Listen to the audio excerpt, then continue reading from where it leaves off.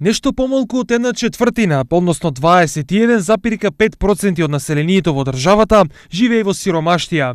Ова се поразителните бројки кои денес повторно ги потенцираше министерката за труд и социјална политика Мила Царовска, најавувајќи мерки за намалување на сиромаштијата на 16% до 2020 година.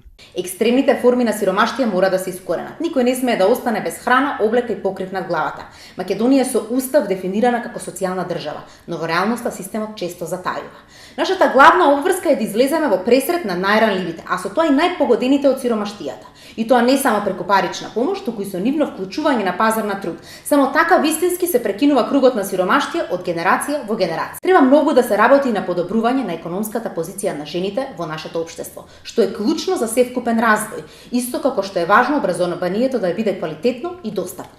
Значаен дел од борбата против сиромаштијата се и социјалните услуги, да бидат блиски до граѓаните.